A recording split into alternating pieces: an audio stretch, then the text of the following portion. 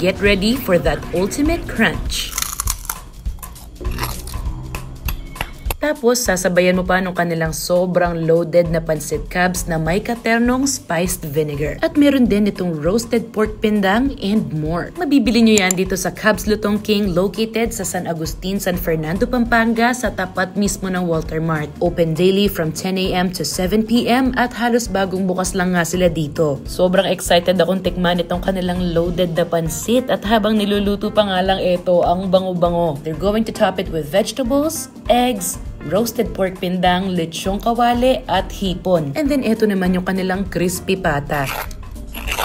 At nako, sinasabi ko sa inyo, ibang level yung lutong nito. Pakukuluan, ibibake, at ipiprito ng 2 beses.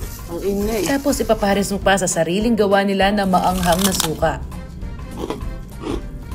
Medyo mahabang proseso yung pagluluto nila dito to make sure that it's juicy on the inside, very tasty, and super crunchy. Up next, eto na yung sobrang loaded na pancit cabs. Etong isang order, I think pwedeng pang 5 tao. Best served with their spicy vinegar. And girl, ang sarap. It's savory with a little bit of saltiness. You get some sweetness from the roast pork pindang, richness from the egg yolk, and crunch from lechong kawali, and that splash of vinegar just brings it all together.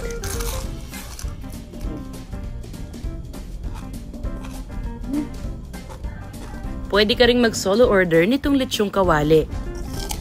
If anything, siguro prefer ko kung less yung thickness ng sauce, pero yung lechong kawali was spot on. Pwede rin kayong bumili nitong sariling gawa nila na spiced vinegar. Bagay na bagay sa kahit na anong prito. Lastly, eto yung solo order natin nung kanilang roasted pork pindang. I would say medyo hawig ito doon sa mga Hong Kong style na medyo sweet na roast pork, coated in that thick hoisin sauce. Perfectong baunin sa mga handaan or potluck, ihain sa mga bisita, or even just to enjoy with your family or by yourself.